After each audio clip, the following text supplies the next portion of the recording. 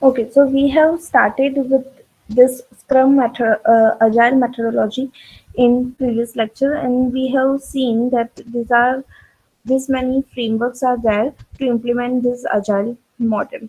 So starting with Scrum, what is Scrum? We have seen the basic idea about Scrum, that Scrum is nothing but it solves the problem by breaking the project or breaking the whole application into smaller parts. First, you start out with just like enough planning to get the project started. Then next, you build the project with the minimum amount of feature, which is like your base features. Then you taste for the same, and then you review the same. And once the cycle is completed, you have in your hand a potentially shippable product. Okay, so now this particular single process takes around 1 to 4 weeks, and it is repeated time by time. Now this iteration time depends as per the company, or you can say the project size. So this way you end up with several different versions of, or you can say the several different incremental releases of your product, and it may possible that each has taken a less amount of time compared to the previous one, or exactly the same amount of time. So you can say that by the time you have, say for example, we have 5 iteration in this case. So by the time you have this 5 iteration, you already have that vividly improved version of the same product, each keeping up with the market development that's going on outside of your company, and uh, that you will receive at the end of each product, the improved version at the end of each iteration, the improved product or the some kind of increment you would receive. So this whole process is called the Scrum. So Scrum, basically, you can say that a framework using which people can address complex adaptive problems while productively and creatively delivering products of the highest possible value. It keeps in mind by keeping in mind to deliver a productive and creative version of the product. So Scrum itself is a simple framework for effective team collaboration based on agile methodology. Now this Scrum promotes developing the products through your processes, techniques, practices with various iterations and increments to deliver maximum value, as I mentioned you earlier. So that way you can say that this is your first cycle of your planning, building, tasting, previewing.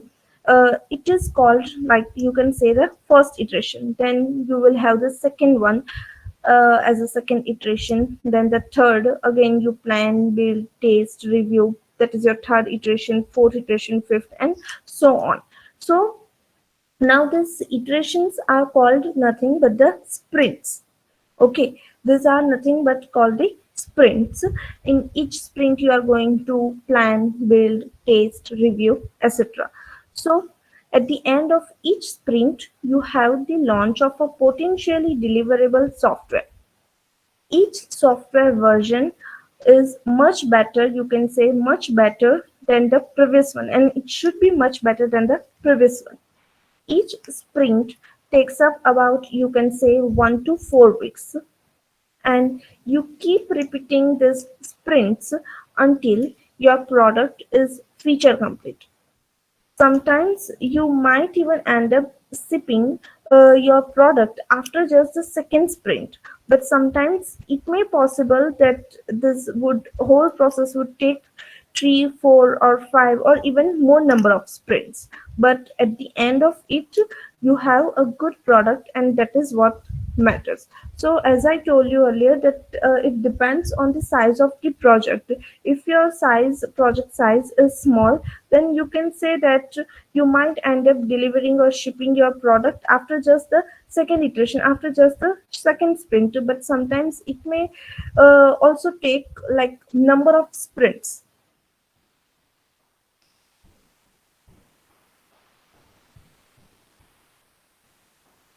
So this Scrum is basically following an agile approach to tackle the problems, to deliver the or to develop the software development process, to develop your software or product, whatever it is, basically to handle the complex problems. This agile methodology can be used.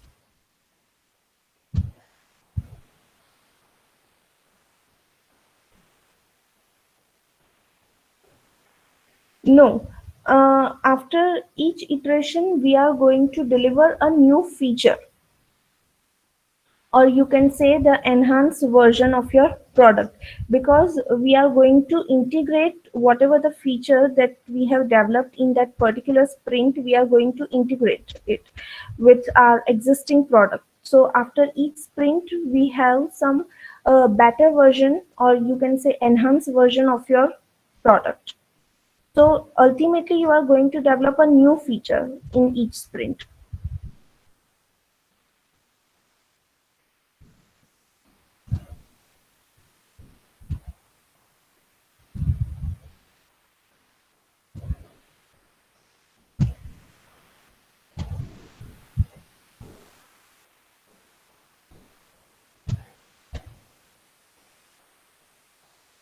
Okay, so now what does this Scrum implementation or the Scrum implemented team looks like?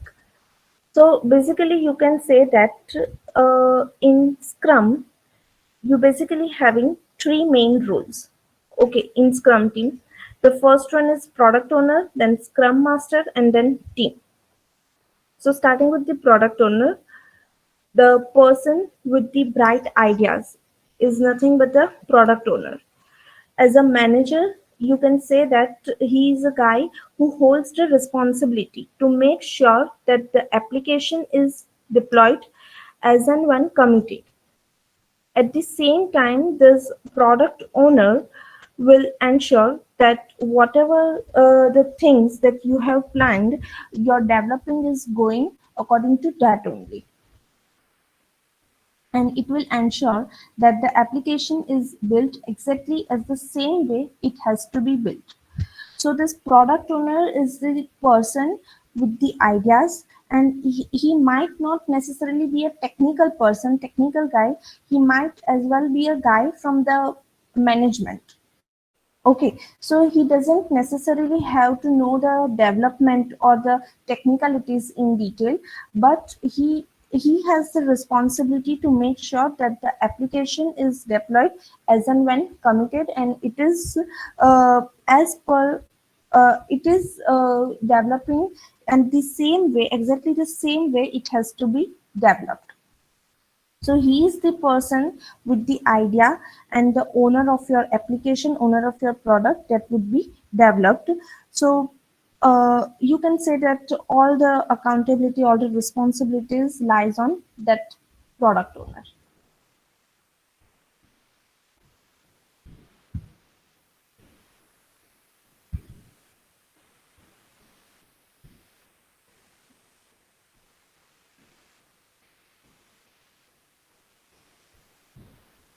The next person you have is the Scrum Master in this Scrum methodology.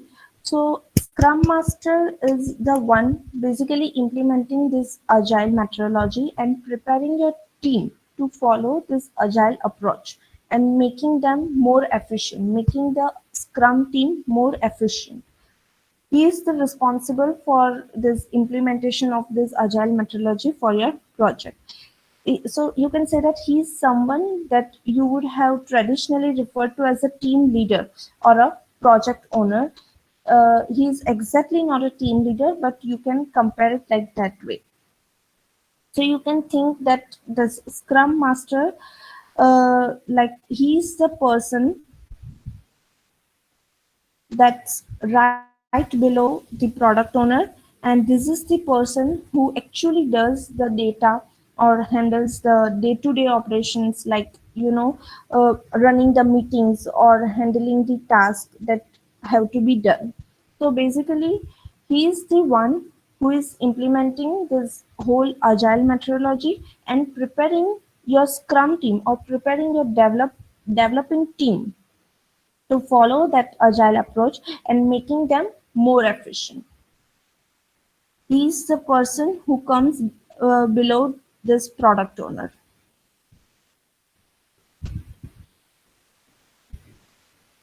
And then finally, you have the team, consists of developers, testers, writers, or other people, and it can be anything, but that is your team.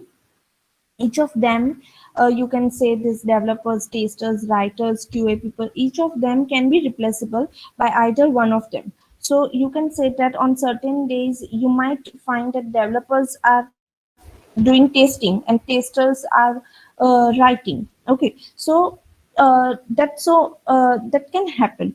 The main objective is that to create the product in the best possible way, and there are a lot of reversible roles that are being played in the team. So basically, this whole team is responsible for developing the product, and there can be different possible roles, like some of them are doing front end, some of them are working in back end, or some of them can be QA people. Okay, so roles can be interchanged or it cannot be interchanged as per your project or organization, whatever it is, but that is the people who develop, who does that coding and all those sort of things. Scrum master is the one who basically responsible for implementing agile methodology for your project and prepare your team to follow that agile approach and making them more efficient. And that product owner is the person who is having the idea and who is the owner of your product, and he is responsible to make sure that the application is deployed as and when committed, and he also at the same time make sure that the application is built exactly as the same way it has to be built. So these are the main three persons or the main three roles which are involved in this Scrum methodology to implement your project using Agile methodology, and if you are using the Scrum framework for that.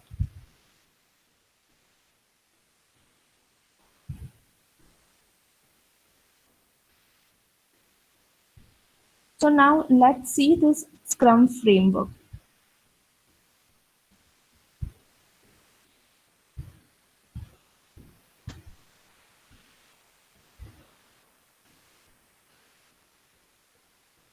So the first part of the development is the product backlogs.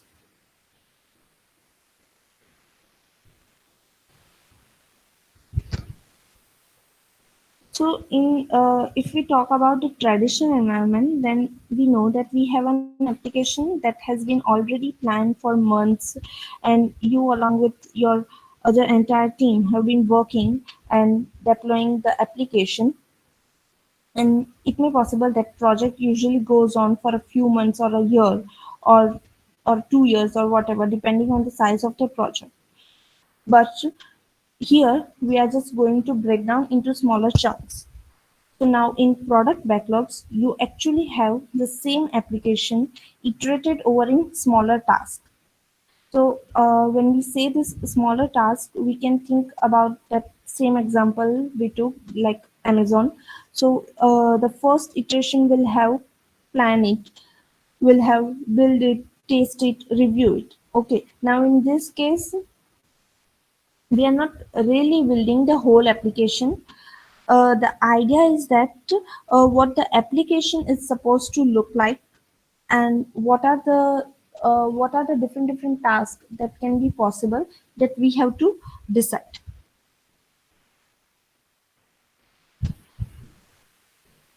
So say for example, I'm only concerned about the front end or what the main or the primary website would look like. Then say for example, I have a second iteration where I would have the same cycle like plan, build, taste, review, but this is where I'm actually working with that email notification. Okay, second task. Then I'm actually coding how would my email notification be sent out, and how to manage all these email queues, email queries, and rest of the things. And then you have, say for example, your third iteration, which might just be your payment processing. Okay, you handle all those payment gateways things and you code for that. And so in this case, the cycle will go on until and unless you have your whole complete product. So this is the thing where we just divide our whole application into smaller number of tasks. The benefit is that these are all your product backlogs, and these are the things that we know that we are supposed to, these things are supposed to be done over a period of time. We'll do this many things over a period of time. We need to do this many things. We need to complete this. So the first thing you do is you define this product backlogs, not you actually or developer, but the product owner will decide this product backlogs. They actually just break down the whole app into small number of small chunks of tasks. Now here the Scrum Master will also help the product owner, because as I said earlier that this product owner might not be a technical guy. Okay, because um, this product owner can be a person from the management, it can be a person from the development, or it can be a technical person, but it may also possible that he is not from the technical background. So you can say that the Scrum Master will also help the product owner. So you can say that both of them would come up with this product backlog. So this product backlog is just a list of tasks that the team decides to create a project. After that, the entire team, uh, like product owner, Scrum Master, Scrum team, have a meeting to prioritize the task.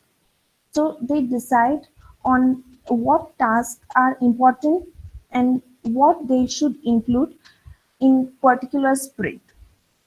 Okay, after this product backlog, they just like all the people have a meeting to prioritize this task, whatever we have divided as a product backlogs. So they'll decide that what tasks are important and which they should include in particular sprint. So those all tasks go to something else called a sprint backlog. After they have multiple meetings, discussions on how to proceed the tasks which are listed in sprint backlogs. After that, once you have a sprint backlog and the team is sure about what they are supposed to do and what their particular individual tasks are, they start working on the project. When once you have all those things, sprint backlogs, that in this particular sprint you are going to uh, develop these features. This say for example you have 10 features, okay, and 10 features in your whole project, and you have decided in the first sprint I am going to deliver 2 features. So once this all thing is decided and team is sure about what they are supposed to do in that particular sprint and what their particular individual task for that particular sprint, they just start working on that thing. Means you can say that the sprint is started. So 10 different things, you can say that 10 different things are not just dumped on you at the same time. You are just given a logical reasonable task that you have to execute one at a time. Okay, because each individual is having some particular task. It is not just like that we are already given with the whole list of tasks and we have to complete it. It is not like that. It is decided that in this particular sprint of 2 weeks or 1 week, we are going to deliver this one feature. And from this one feature, this person is going to work on the front end or the this particular team A is going to work on the front end, team B is going to work on the database backend things, or etc. So sprint is basically, you can say, an iteration of planning, building, testing, and reviewing. Because obviously that one feature, whatever we have developed,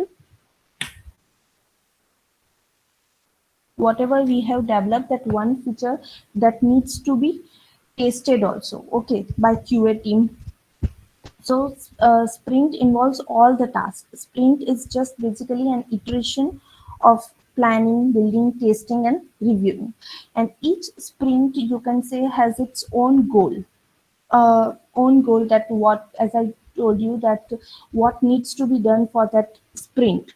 Okay, each sprint is having their own goal, own objectives, a design, a one kind of specific plan that would guide in building that feature. Okay, and it just helps that what's the resultant product, or what's the resultant feature, or you can say increment should be, and how it should be, how it should be built, or how it should be developed. So all those things are there in this sprint. So basically in sprint we are going to do developing, or after developing we'll do testing, review, okay, all those things. Now here, one more thing is that this daily scrum. So this daily scrum is nothing but more than, you can say, the 15 minutes meeting that happens every day, where the developers, testers, or you can say any other role that you have in that team or for that sprint. Say for example, I am having the role of developer in this particular sprint. It may possible that later on, it generally doesn't happen in company, but sometimes it may possible that after some time, maybe I change my stream and I am going into the uh, automation side. Okay, so whatever the role, the thing is, the idea is that whatever the role you are performing for developing that feature for that sprint, in this daily scrum meeting, which is of 15 minutes, where you can actually discuss what do you plan to do today or tomorrow, what task you are working on, or if you need any help, and so on. So it just in that 15-minute meeting, which happens daily, in that you have to just discuss, or you have to just tell, these meetings are handled by the scrum master, and you just have to discuss that what did you do yesterday, what are you doing today, or what are your plans for tomorrow, or if you are working on this particular task or feature, if you are facing some problems or not, or so you can discuss all those things in this scrum meeting, daily scrum meeting, which is of 15 minutes. You can say the daily stand up, that is also uh, known.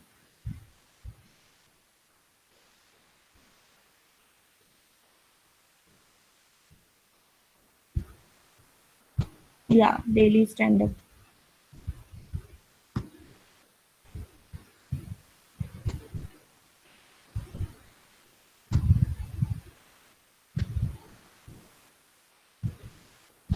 So now, like, somehow this sprint is working like this. Now you can say the sprint comes to an end. After all these things, sprint comes to an end, and at the end of every sprint, they need to have a working piece of product, and that's what we call product increment. And then the team has a meeting called a sprint review meeting, where they actually give demo of the feature whatever they have developed. They actually give the demo of that feature. They discuss what went well during the sprint, and what should they have done to improve, like some sort of problems they were facing, then what should they have done to improve that, and all of that things. Basically they just give the demo demo of the product or the demo of the feature what they have done for that particular sprint. So basically you can say it's some kind of verification to make sure that the sprint is actually completed, and now you can move on to a new sprint. So this is the thing that after each sprint you are going to have one working piece of product, which is nothing but you can say a feature product increment. Okay, and after that whole team is having a product demo meeting or a sprint review meeting where you actually discuss that what went well during that sprint and what you have done or what are the features that you have developed for that particular sprint. Okay, so now after sprint review, there is a sprint retrospective where the team plans on how to change things which went wrong in that particular sprint. They discuss like how to make changes, how to make improvements, and all of those things. So basically, you can say that this sprint retrospective is an one kind of opportunity for the Scrum team to inspect itself by thinking like what could be done better, and they just create a plan for improvements to be enacted during the next sprint. Okay, so they can improve those things.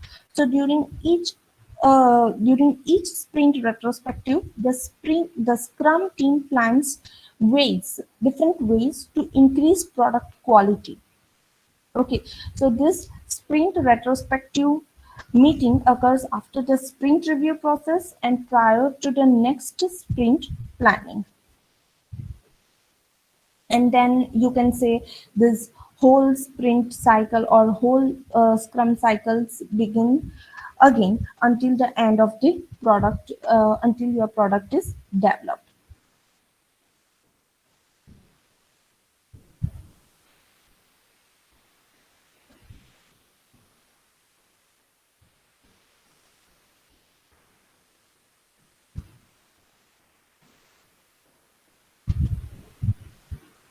So the thing is that in sprint retrospective meeting, we are just discussing that what we can do better and how we can improve the quality of product, and we can also discuss that what worked well for the previous sprint and what did not work well, and how we can improve that and how we can do the things differently if we want to improve the quality of the product.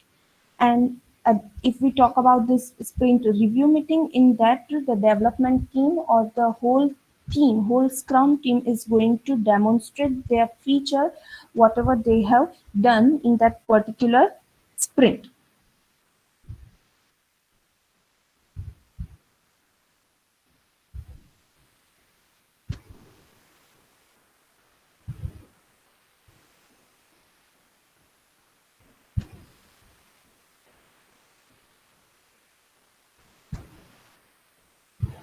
The same thing is shown here in this cycle. Sprint planning using the product backlogs. Then we have this sprint in which we are having the daily scrum, like using this sprint backlog. We have the task to work on that particular sprint. Then we have daily scrum meetings. After that, at the end of the sprint, we are having some feature, some increment, product increment, which is going to be then reviewed by the customers. And then again, we are having sprint retrospective for the next meeting. After that, again, this whole cycle will start again for the next sprint, in which we are again first going to plan for the sprint that now what next features from this product backlog we are going to do for the next sprint.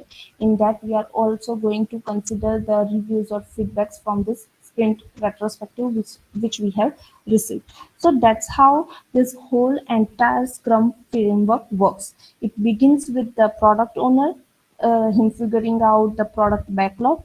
After that, sprint backlog is established. Based on that, the entire sprint works out, where you can say that they have team, the development team or QA team, whatever the whole team that actually works on it, on that feature or whatever the tasks are, that along with that daily scrum thing. Then they have this sprint review, and then they have this sprint retrospective, and at the end of every sprint, that they have some product increment. So the idea is that instead of working on a huge application here, you just kind of break it down into smaller chunks of tasks that can be actually developed in 1 or 2 weeks, or whatever the sprint timing is decided by the product owners, scrum master, depending on the priorities that have been priorities of your task, that which feature should be delivered first, which is not that important, so we can deliver it last. They Whatever the priorities which have been set by the product owner, scrum master, according to them, according to that, this whole cycle is planned.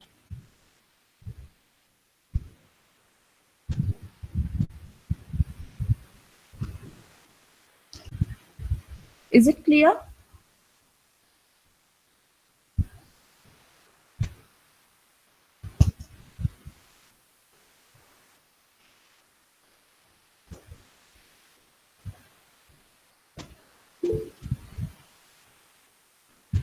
Okay, yeah.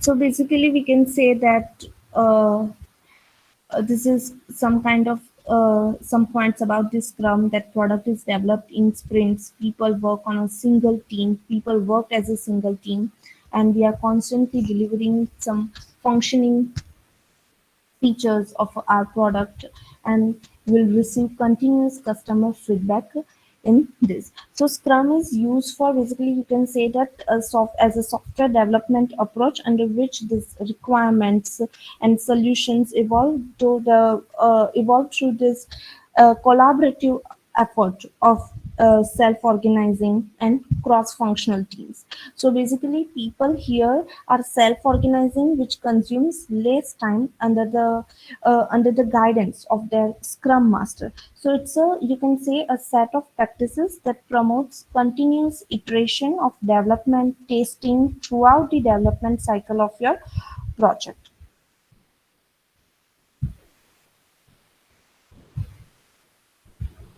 Now, so Scrum was one of the philosophies or framework that you have to implement this agile methodology. Now, the second method or the second framework is called as extreme programming. As I told you earlier, as I told you in previous lecture, that all these methodologies are there, but the famous one is the Scrum only. Scrum is mainly used in the companies.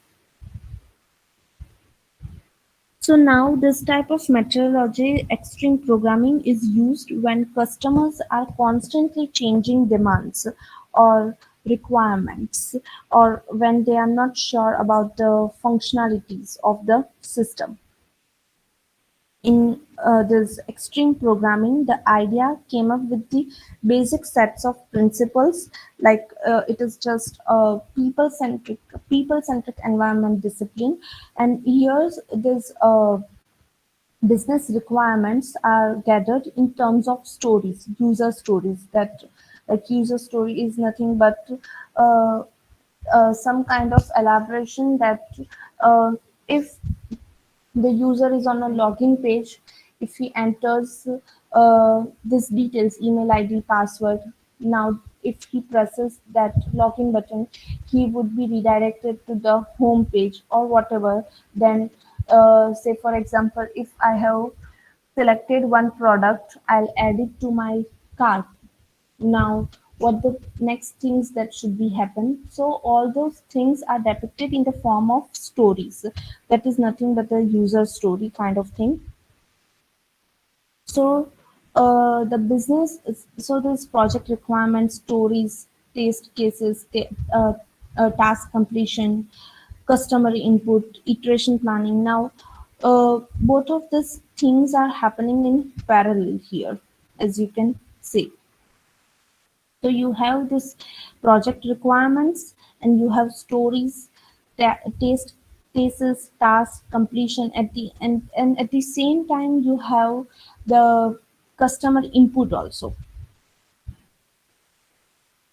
At the same point, you have this customer relations in the meeting. For example, that you have developed like 20% of your application, and your end user of your client came back with a better idea, or if they need some kind of modifications. So those are the changes then you have to implement. Okay, so after that, then you can say that you have this unit testing. Okay, so you have this client side testing, acceptance testing. So all those things are going to be done for that iteration. So it just giving the frequent releases of the product in short development cycles, which improves the productivity of the system, and you can say it also introduce a checkpoint where any customer requirements can be easily implemented. So this extreme programming develops software keeping customer in the target. And in this type of extreme programming, the releases, whatever the software release is there or product release, are based on the shorter cycles called same way the iterations with the span of 14 days time period. And each iteration includes phases like that coding, unit testing, system testing, where at each phase some minor or major functionality will be built in the application. So this is the idea of this extreme programming, somewhat similar to Scrum, but at the end of the day, all of this frameworks or whatever the implementation methodology you say, that is depending on the project or the developers or the organization, whatever they decided to select, that is used.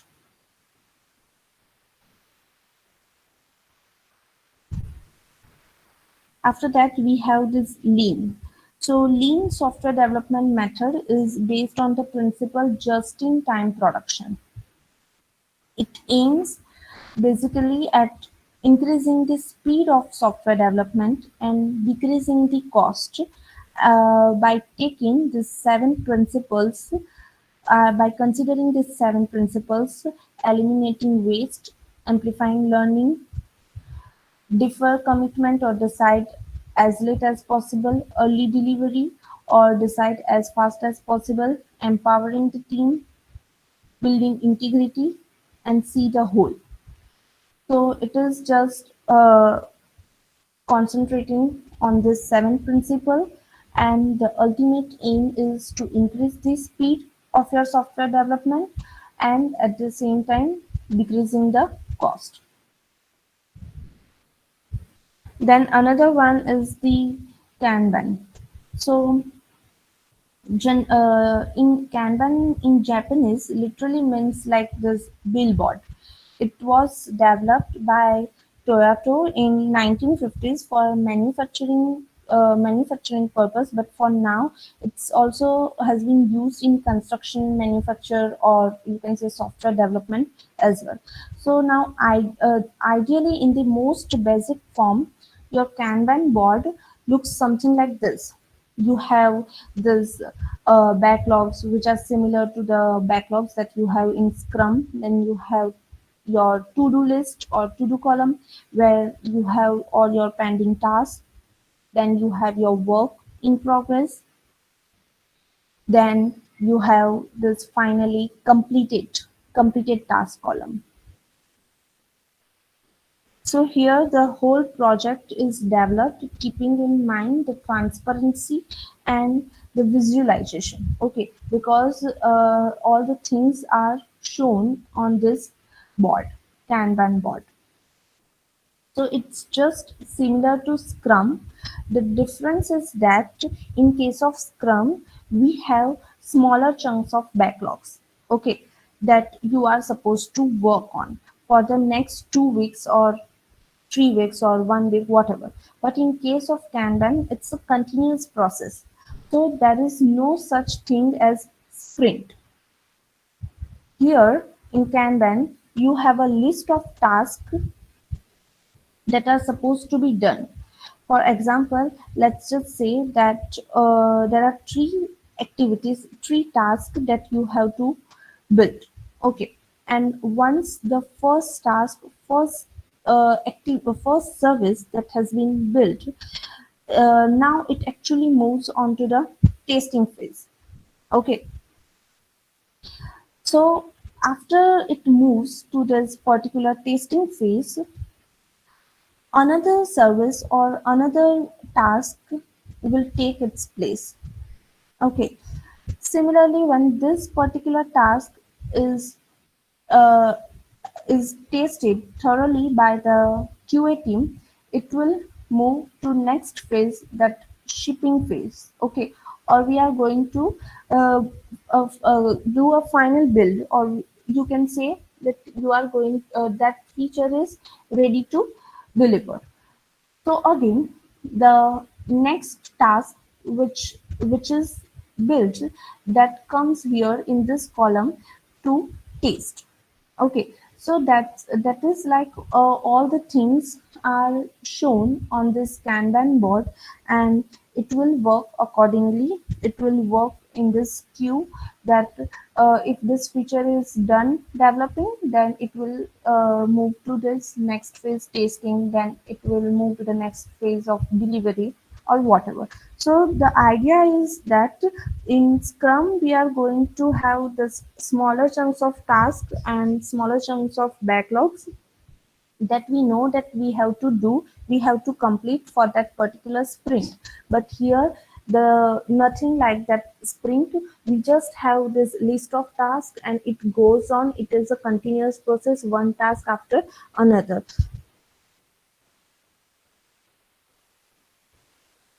Okay, so the idea is that whatever the task have been achieved will be placed in this particular, you can say if this is done, then the new task or new item, the new service will be placed in a queue, and after that the whole process will be continue until and unless your whole product is done by uh, done developing. Okay, so this whole process will go on. So it's just a continuous implementation of your software development.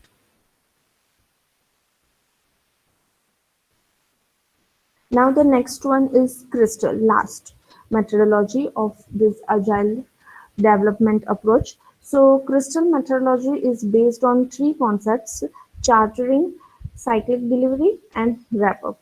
So basically this first phase is in that various activities involved in this particular phase, like creating development team, then performing feasibility analysis, developing an initial plan for your whole project, fine tuning the development methodology. So all those things will be decided in this particular chartering phase.